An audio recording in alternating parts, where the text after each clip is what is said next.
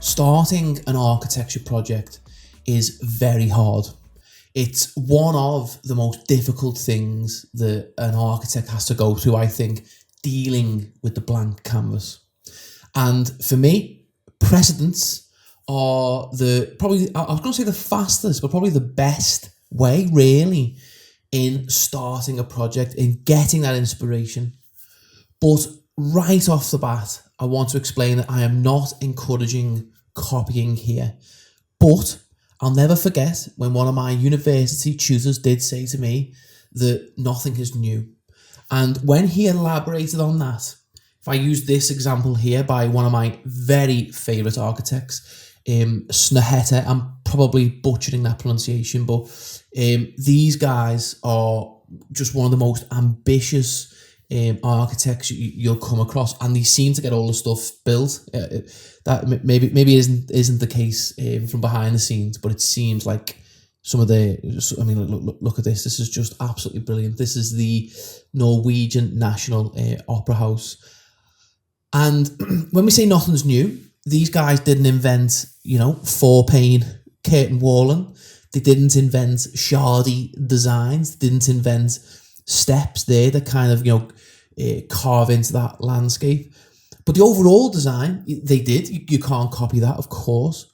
But there's nothing stopping you taking the devices like the shardy design, like the way it slopes into the water, and a few other bits and bobs. There's nothing stopping you extracting those architectural moves and putting it in your own proposal. And if you make your scheme site specific, then you will always avoid plagiarism, because it will always be unique as long as you're not just plonking another design on the site. If you're acknowledging your site constraints, whether that's views, massing, orientation, all that good stuff, then you'll actually, you'll end up with quite a unique design. Now, before we get on to the 3 precedents that I've chosen, and I was recently having a conversation with a student, and she couldn't believe it when I said cap your precedent usage to 3 per project. Before I get into my 3 precedents that I'm going to use and introducing the project site, I just want to give a shout out to what I think is the best general source of precedents, Design.com. It is, I think it is a magazine. I think it is a published magazine, but I use the website more often than not. And if you're struggling to find architects, because at my age now I know most of the architects in the world, not directly, I just mean know of them. Where do you start? And you start on Design, maybe ArchAdemia, but I personally prefer Design. And you'll learn of architects like Big and Snehete and other architects like Strom Architects and so on, other than the obvious ones like Zaha and Foster's and stuff. And what you do is, I would actually recommend that you create a little library of precedents, just generally, just when you go on the Design website. It's an infinite number of precedents. Like something like this is a bit more down my street when it comes to more commercial projects that I would work on. Good use of brick, good use of proportion, materiality, and so on. Materiality as in, breaking up the facade with different materials. And then I can learn about these architects and so on and so on. So that's how you start to build up your library of knowledge of architects and really good precedents. To introduce the project site, we will be using SketchUp and Enscape. We'll use Enscape to visualize the thing in the end, but we'll be using SketchUp to create the massing. Now, this is Liverpool's marina, and it was once a live project of ours. It didn't come off, sadly, and the actual site is all of this, so you can get a little sense of some of the stuff we did do. But the pinnacle of the site, because they could use a little bit of work, I suppose, but the pinnacle of the site is this thing here, where it projects into the docks. Like, look at that. That is absolutely stunning. So this is the project site. It's a real site. It was once a real project. We did put towers on this. Again, it was developer led, But if I literally had my own way and it wasn't developer-led, it wasn't budget-led, I would probably have this as more of a civic type building, like an opera house or something like that. That'd be absolutely fantastic. And when it comes to orientation, let me just double check. Where are we? It's facing north. Let me just hit. There we go. So that is literally north, south, east, west. So we want to make sure that our glazing is, well, it's different with an opera house, but we want to make sure that we get all that natural light from the south. So we want our glazing to face this way. But to be perfectly honest, we also need to acknowledge that we've got a beautiful marina here with loads of views and things. So it probably wants to be quite heavily glazed, I suppose. And another key thing that I want to do is I want to carve a route through the site to frame the view of one of our most famous buildings in Liverpool, the Anglican Cathedral. So I want to make sure that we carve a route through there. So if I just strike, just to get us sort of started, I want to be striking a route through the site like that. So we perfectly frame. Might want to just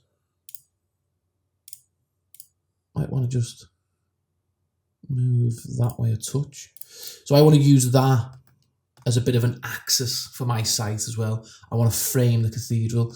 So there's some other stuff around here, but it's not quite as impressive as the cathedral. It's unbelievable. And as I say, we want to make use of the water's edge. So as part of our little master plan, we did create these little bridges down, these pontoons and things. But we do want to kind of get right to the edge. I always tell people when they ask, or who'll ever listen, that you shouldn't go beyond 3 precedents, because your project, for want of a better phrase, will become a dog's dinner. It will become too messy, too many different identities.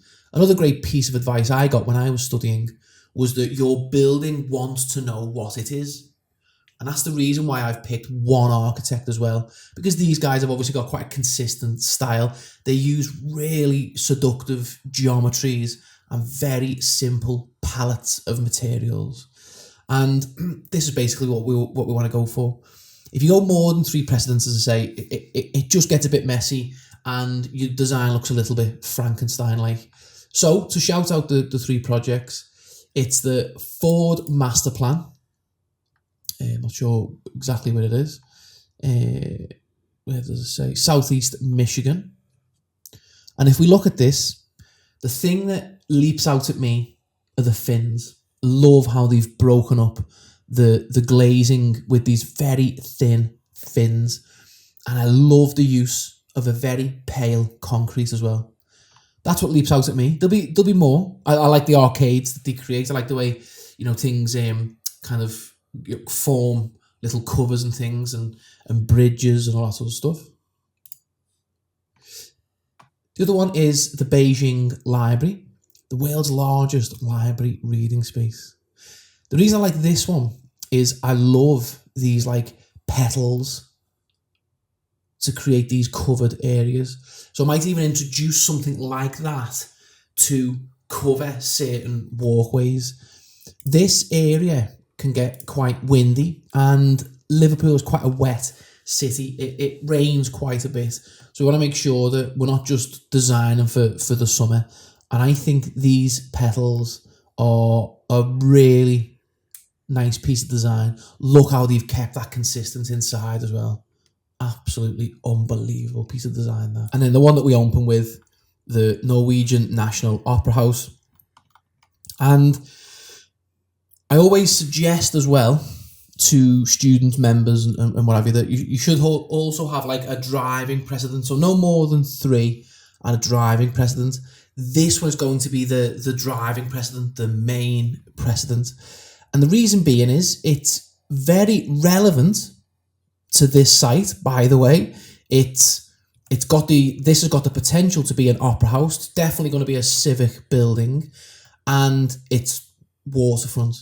And it's actually a similar sort of scale. What are we talking there? 3-4 stories total. And that's kind of the context height might go a little taller. This wants to have a bit of prominence. This has also got something where, you know, it feels quite shardy, and that's sort of where I want to take it. Now, I'm trying to be as empathetic as possible here. That I have got experience, so I've sort of developed a bit of an eye, if you like, for, you know, this is what I fancy doing on this site. So I'm looking at this going, it feels like it wants to have these shards.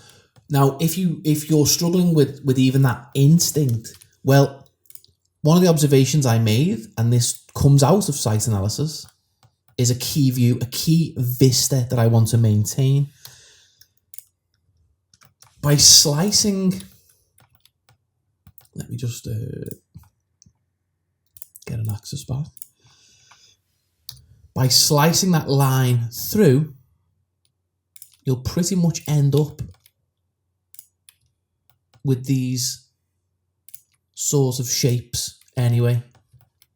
We might even want to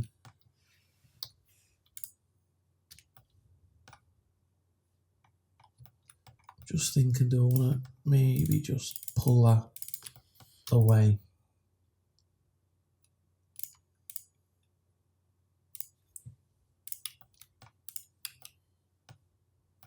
From the edge a touch, maybe even something like that. Now, I must admit, that's a little random, the choice of line there. Just sort of getting informed by this little piazza here, but we'll see how that develops in 3D. I am just sort of picturing the angular nature of these blocks. But then once we extrude them to a certain height, and initially what I would say to you is 3 meters is a story height.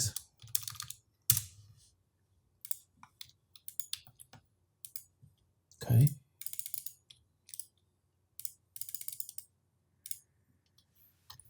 And I think we want to go, let's go 5 stories, 4x.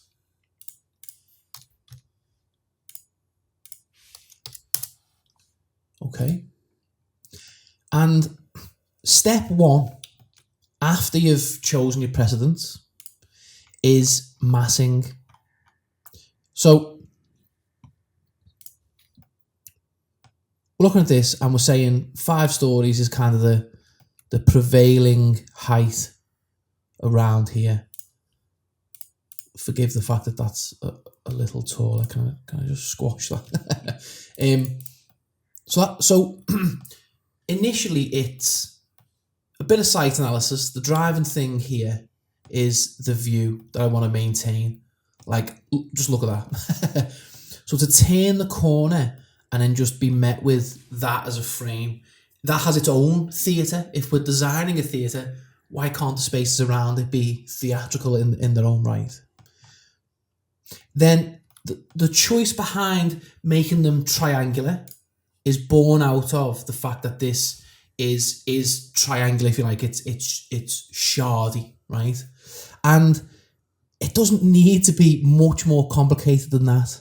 However, I must point out that this lesson is on how to use precedents. We have missed a step. If you want to do your designs properly, your first step must be narrative. And when I was at university, I did do like a performing arts school for my final degree project. And the reason I went for shards and angles and all that sort of stuff, like a deconstructive feel, was an echo is formed by 2 parallel lines, 2 parallel walls, and the noise is travelling between them or bouncing off them. And that's what kind of creates the echo. That noise is bouncing back and forth. When you taper those walls out and you remove the parallel lines, you remove the chance of echo, or at least reduce the chance of echo. So angular forms are good for acoustics. And that's where your narrative of creating a performing arts centre or something like that, well, that's not strictly narrative, that's more concept. Narrative was, I was trying to give the opportunity to less fortunate kids in the area to get into performing arts. So that's more the narrative. That then drives the concept of what's the form and all that sort of stuff. Then you get into your precedents. So you know what your building is, you know what your location is, you know what your site analysis is, then you get into your precedents. And that's where you would then arrive at something like shardy, if you like, because you're trying to get rid of those parallel lines. But to be dead honest, I think they look quite attractive as well. I know it's got a bit of a taste, but there we are. So we've carved our view through and we've introduced some basic massing. I would then, right, because we've got that overall height, I would, let me just see, oh, brilliant, right. So I would then do massing. If it wants to hurry up, yep, there we go. As a layer, sorry, I should have said. And then pop that on a layer, and then let's just trace.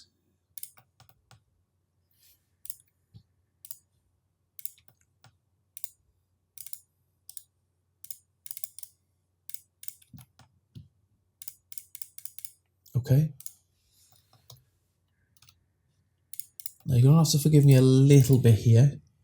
I'm doing this live plating, if you like, style. So this design won't be perfect. I might even just develop an initial idea, and then maybe I'll do a little time-lapse segment so you can, just so I can get the chance to just refine it a little bit.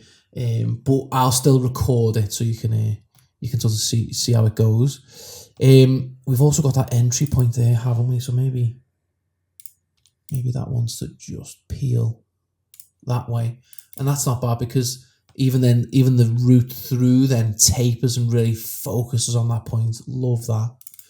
But then what I was trying to get at there was we could then introduce something like that, where we've then got that like a bit of a diamond shape. Maybe even lift that side. SketchUp lends itself to these sorts of forms. If you want to go with anything a little more complex, I would recommend like a rhino or something. Right.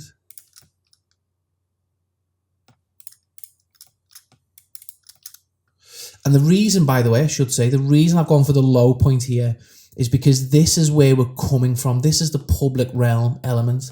And I think the building will feel more inviting if it's lower at this side and it kind of tapers out as it gets to the water's edge.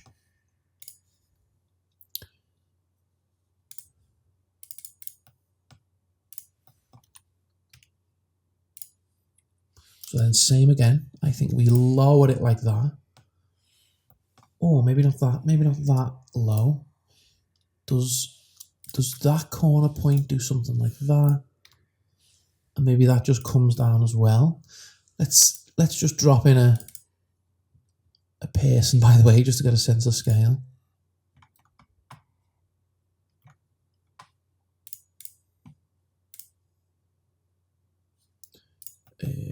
Where are we?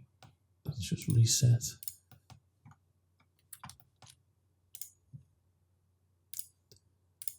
There we go. So the buildings aren't massive.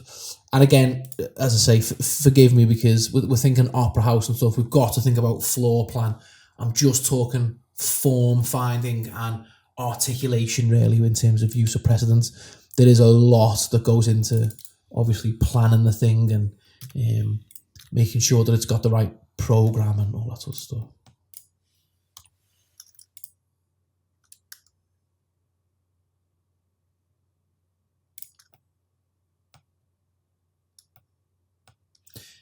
I would actually be tempted to just reintroduce a little bit of height for that one.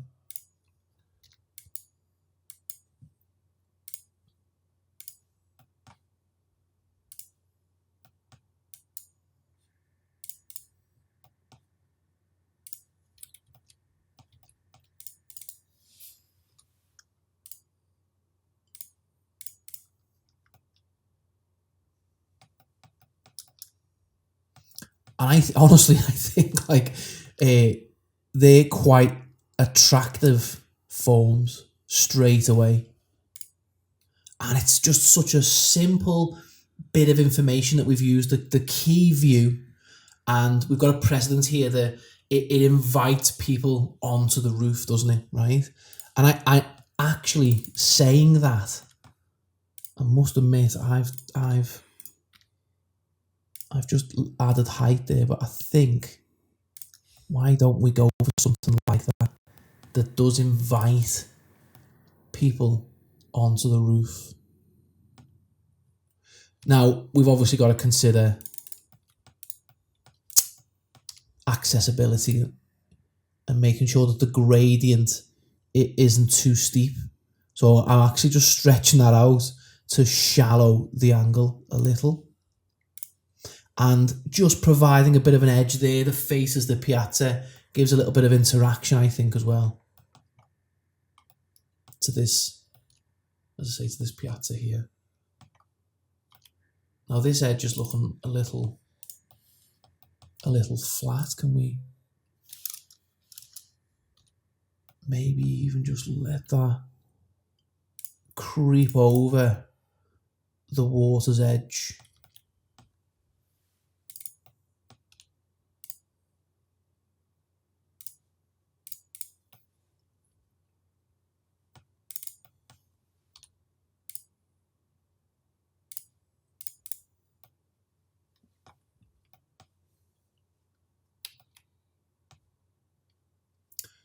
Just want to get a little viewpoint.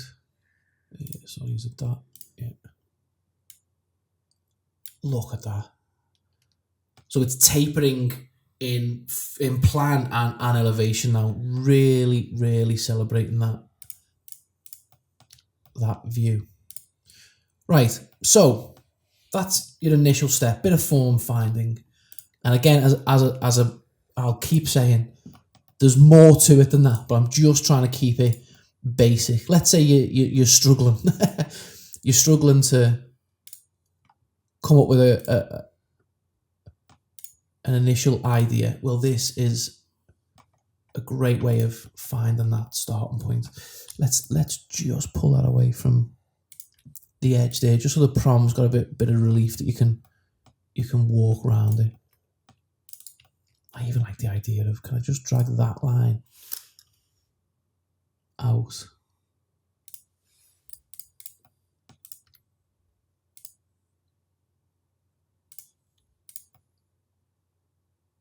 Yeah, still maintaining that view. So we're then looking at this and going, right, well, how do we navigate the roof? How do we get on the roof and all that sort of stuff? And they've also added another structure within it there. So you could even just quickly, just to give a bit of an idea, there's nothing stopping you even adding another kind of clashing form like that. That's not quite working, I must admit. But you could do. There could even be a little bridge that you can connect there, but I think that's going to hurt one of our initial moves there. So one could be the opera hall, the other one could be a performing arts centre, or like a training centre or something like that. One thing I've noticed on here is this little cut that gives, it looks like it gives steps into it. So you could even create a little walkway.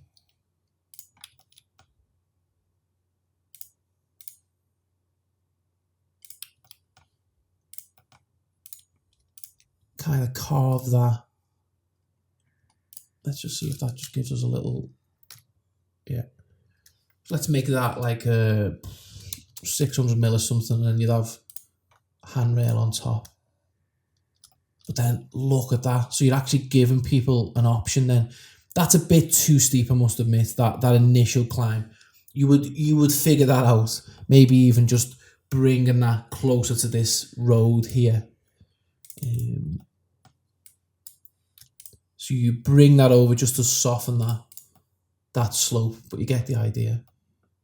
That one you probably wouldn't walk on, but you've got that option here. I think that looks really nice. And then another thing I've observed from this is just those, like, you've got that really chunky kind of roof deck, and it needs that because it's you can walk on it, but then it's just fully glazed on the sides. So here, I think we can do something like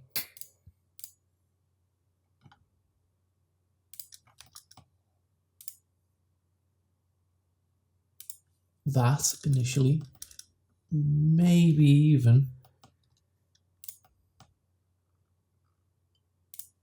drag it down like so, and then we've got these really nice glazed elements.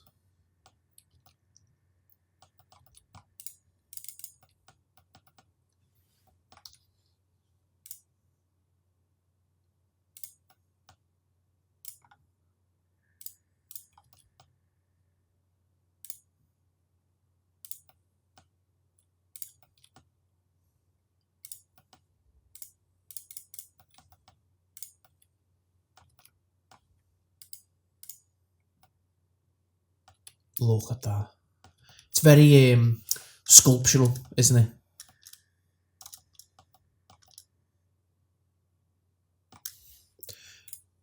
So that's sort of enough, if you like, for this precedent. I say sort. I was a bit hesitant there because there's a lot more. There's a lot more you can take. I do like the way the glazing is divided up. So you would, it needs a bit of work, but you would go, let's say 2 meters.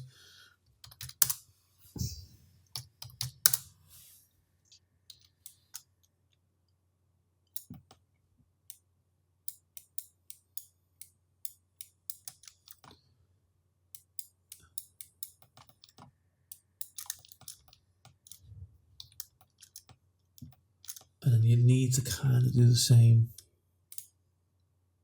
It should give us a snapping point. There we go.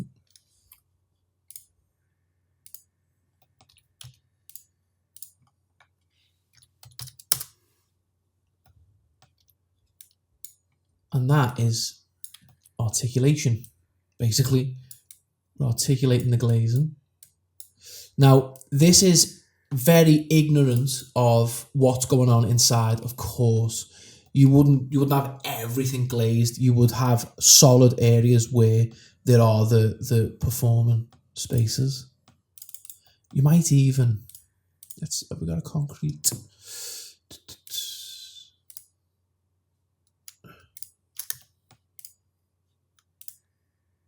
Let's just make that a bit bigger.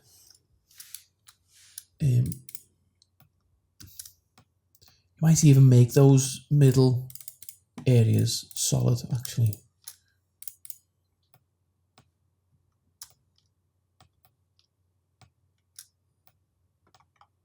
Or maybe there are just, you know, glazed areas. So if I, again, just use a bit of division.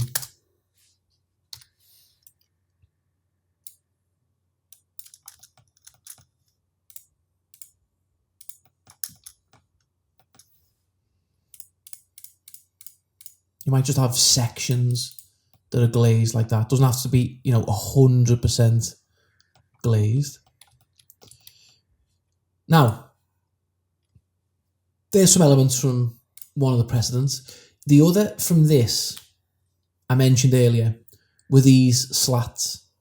I think they're absolutely fantastic. I also like that there's a bit of overhang as well. So I want to use this joint push pull tool to just create a little bit of offset like that. Let's do something like 200 mil.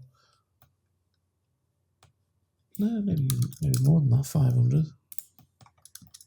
And again, it's allowing us to just articulate that form a little bit. we're getting a sense of what the roof is. We've got that real thick roof deck. You would obviously have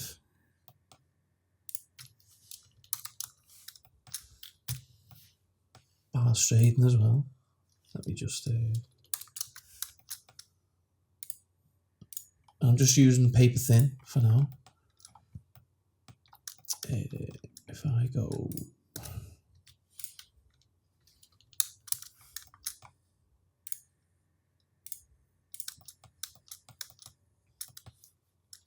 something like that.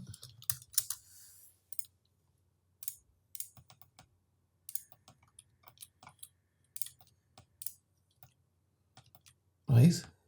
So then what can we do to articulate this facade further? And I just think those fins are a great way of doing it. They only go kind of halfway down, so we could even just introduce a fin here. So if I just shoot a line off there, just trying to get, let me just grab that and copy it down. It would be nice if we could make this a component, you see. There we go.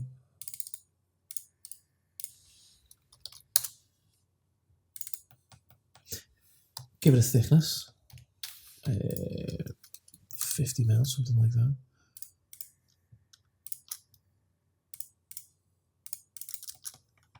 And then I want to reset the axis so I can scale it. Yeah.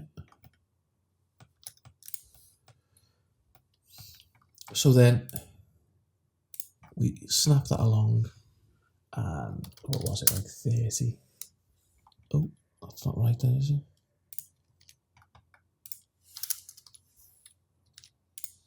Is it the other way?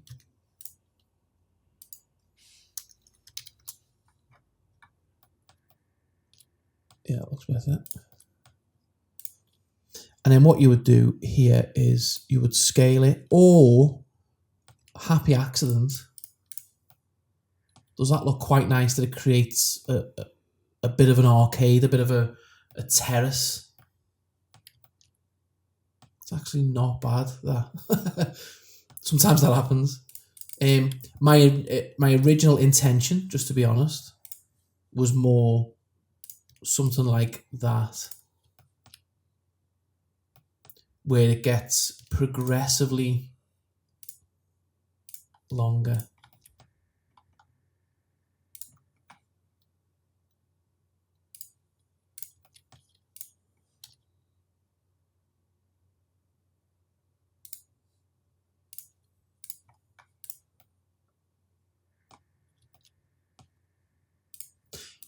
Now, I think the frequency of that could be greater. So let's do 500, maybe even 2x. And then we can use that component feature to get that pushed. Or to get that replicated, I should say. It's actually going to make it a touch easier as well to...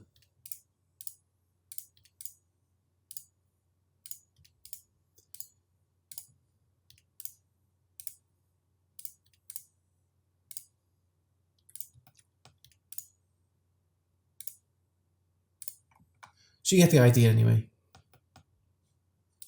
And then, is there anything else that we can take? I did like that covered area. If you wanted to introduce a covered area, what you could do is something like, and again, you know, I'm not being very mindful of what's going on inside the building, but we could do something like that.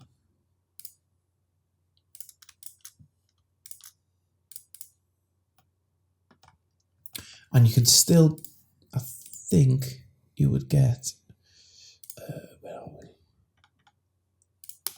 Where's our little,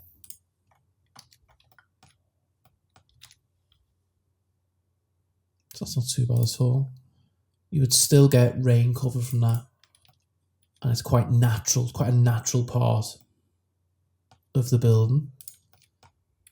It would make actually a nice bit of landscaping as well. If we just give that a thickness.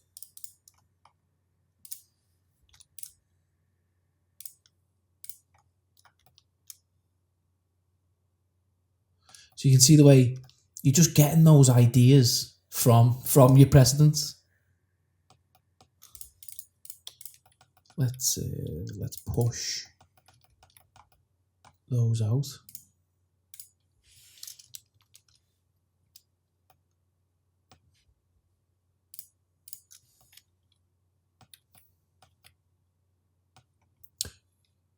Yeah, it's not bad. We're not saying this roof is accessible anyway. You could even introduce a roof garden. And that does come from some of these. I think that looks really good. So if we go, where are we? I'll just go colours. I should really just keep it block colour anyway.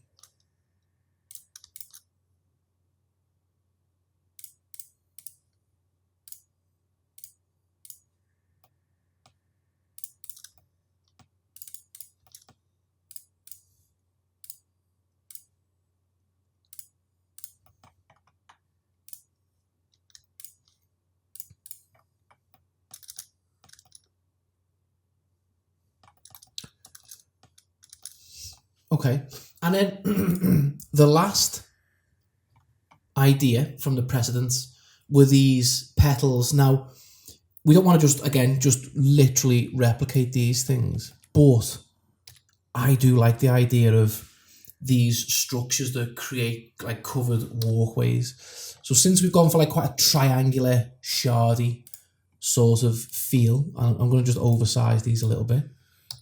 I want to make these really striking sculptures.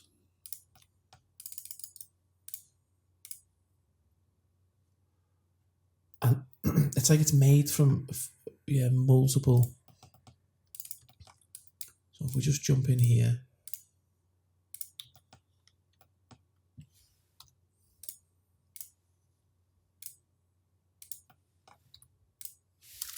if I just give that a bit of a thickness.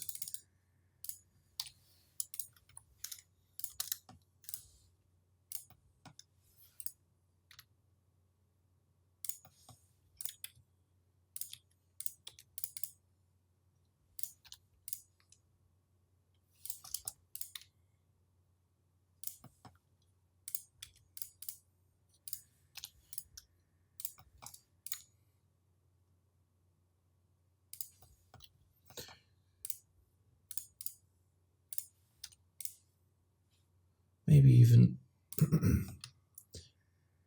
just mess with the scale, because we've obviously got to provide rain cover.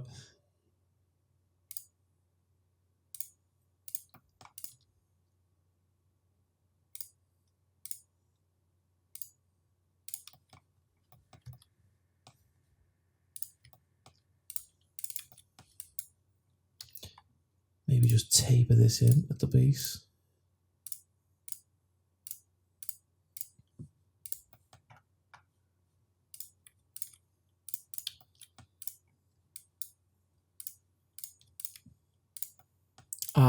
I'll finesse that a little bit shortly.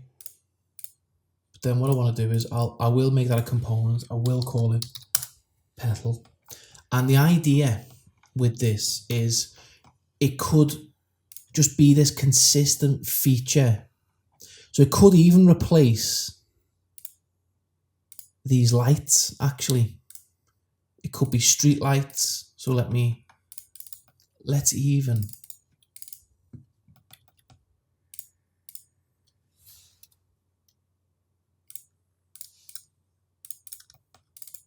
do something like this.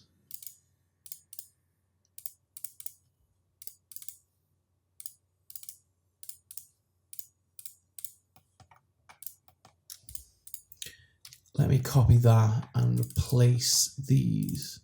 They should be a component.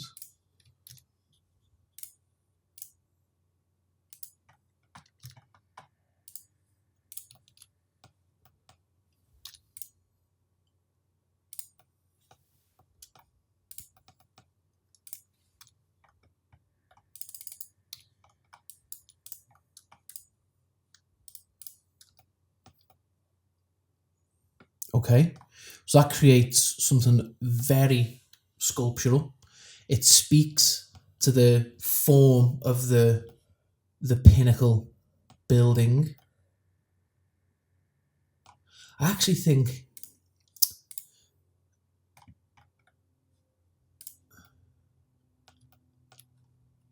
there could be something more to be done with that one. Maybe even just sort of simple, just a little bit taller. Just something that draws the eye down. What we're not achieving at the minute is something that really draws the eye down there. That might be where we introduce, like from the precedent.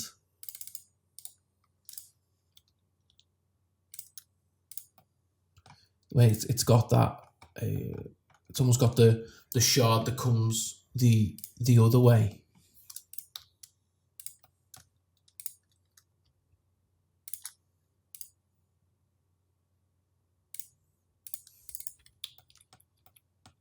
Do we just introduce something there?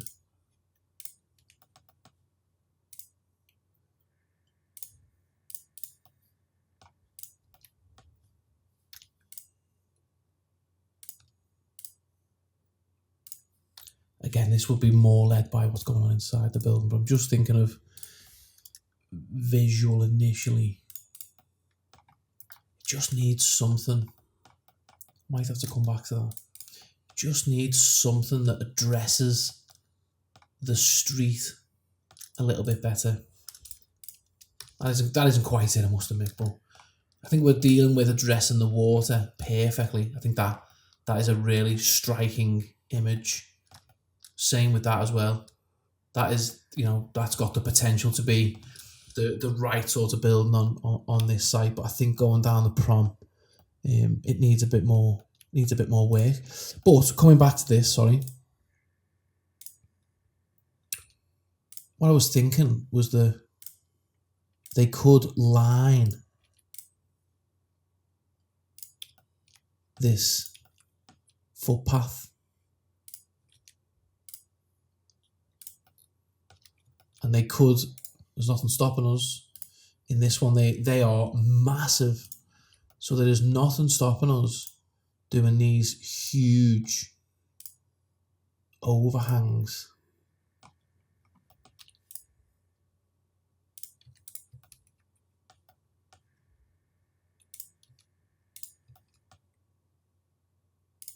Like, get rid of those little tiny ones there.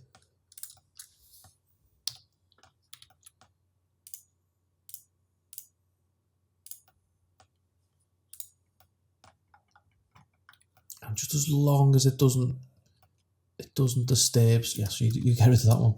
As long as it doesn't disturb the framing of that view.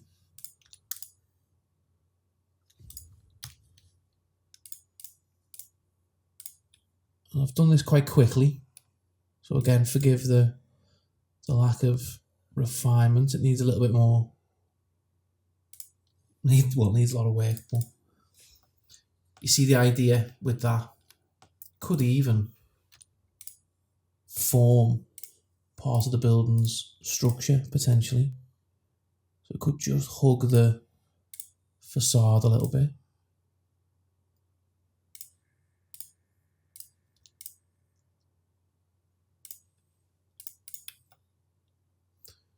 One thing I set out at the start was to give that view some framing, some articulation, and we've definitely achieved that by just save that as a view.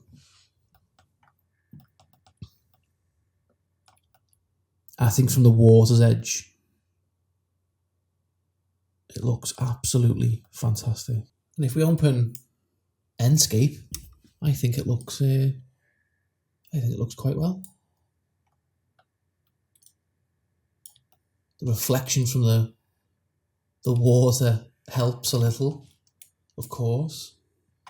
If I just go back here again, you can there's just something about the likes of Enscape where it just gives you more of a sense of what it might look like. And look at this lovely little arcade down here.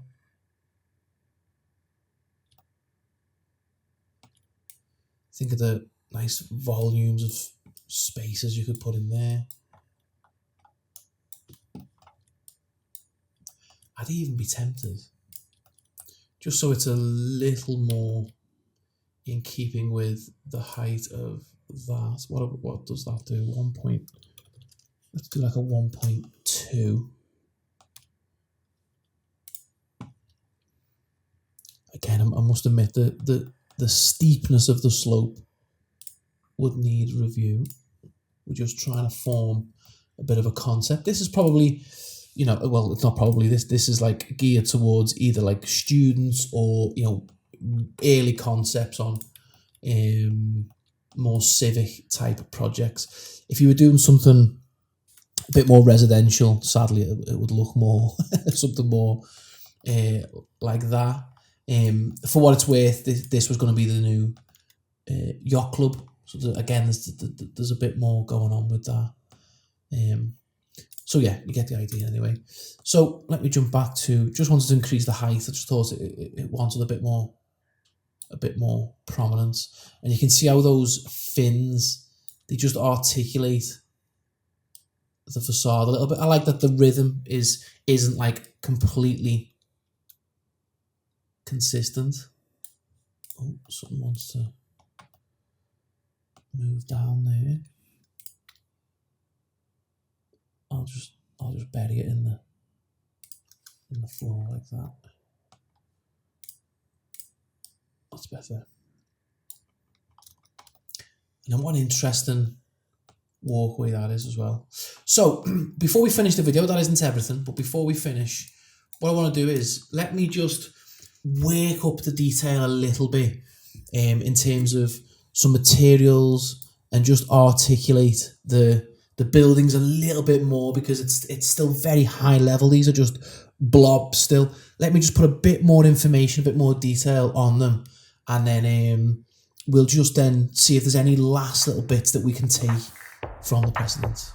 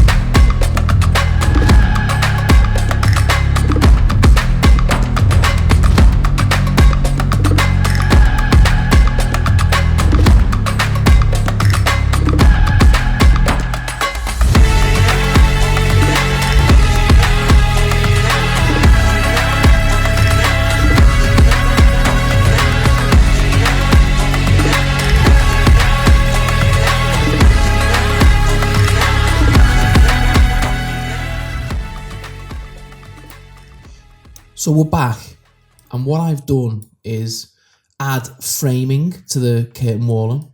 I've articulated these slats a little bit to just follow the fold of the facade. I've generally added thickness to things. I've added a bit of materiality. That looks a bit odd on the underside of that. Let's actually just drop that as a grass material. I'll just make it generic.